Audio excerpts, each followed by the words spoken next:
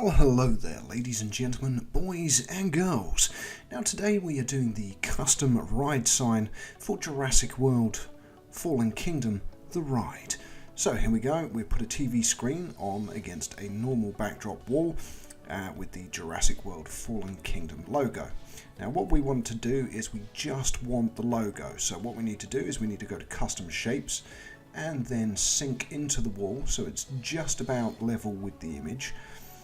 So that we can hide all of the additional parts of this image to make the custom ride sign. So here we go. So that's it, all around the edges, and slowly get all of this removed. Now this is in time lapse, so you can get a bit of an idea as to the amount of time that this takes to actually get it finished, because this is over 20 minutes of footage reduced to 5 minutes.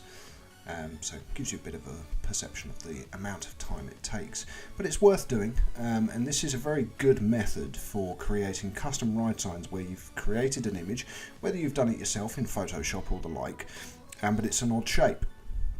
So what you can do is you can use custom pieces, so these custom shapes, to kind of blank off the bits of the image that you don't want to be part of the ride sign.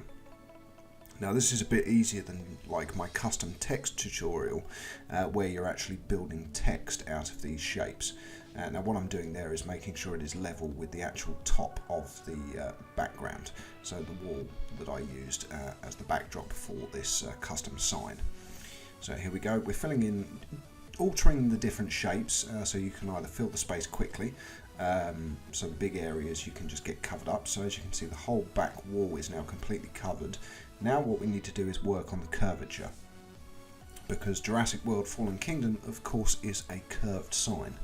That means using either triangles or the small rectangles and slowly altering the rotation to build up a curve around the edge of the image, which is what we're doing here.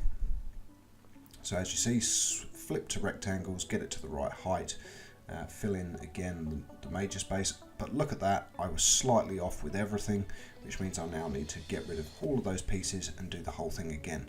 So it's always worth checking, moving the camera angle around to make sure that you are at the same depth and height as with your previous pieces. Otherwise you could drop 100 pieces, change the angle of the camera and go, oh for goodness sake, I'm going to have to delete the whole lot.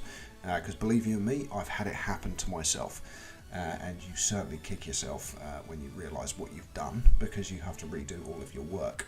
Now as you can see, by slowly adjusting the rotation, so very slightly with each movement, we are building up a very effective curve around the edge of this sign that especially is very, very close to the edges, but once you move a kind of say 10-15 feet away from the sign, you wouldn't be able to tell that this is a lot of rectangles building up to the edge of the curve. Now there's a bit there that we still haven't done on the right hand side at the top, but let's move on to the bottom. So again, being very careful not to touch that green arrow when we're in the relational movement, because that green one of course moves it up or down, and that screws your depth, and that's when you can end up having to redo lots of pieces. But we're getting there, nearly there, just a few more to do. So get that at the right angle there as well, find that one. There we go, and not too bad. That's looking quite good. Okay, now what we want to do is we actually want to move it now to where we actually want the sign to be, lower it into the ground a bit. There we go, and now what we want to do is dress this up. So lighting for when it's dark, so flick to night mode, change it to 10 PM, and then position the lighting that we want. So there's one either side, and we want one in the middle as well, but a different colour, so blue for the Jurassic World kind of blue effect. So have that in the middle, so that's highlighting the actual Jurassic World sign itself, but with a slight blue tone. Now what we're going to do is, it's Fallen Kingdom, we want, you know, stressed look and weathered look and overgrown look. So let's put some vines on the front of the sign here, and of course some foliage around the bottom. So we'll go to the adventure pack and we'll put that foliage in. I do love the foliage from the adventure DLC. It's fantastic, especially for building a Jurassic Park themed ride. One other thing I will say, and I've said it in my previous videos, is let's hope we get some DLC. But there we go. There is the Jurassic World Fallen Kingdom sign. Just a few more bits of vegetation to go in there and it will be finished. Until next time, I'm Know It All. Don't forget to subscribe. See you then.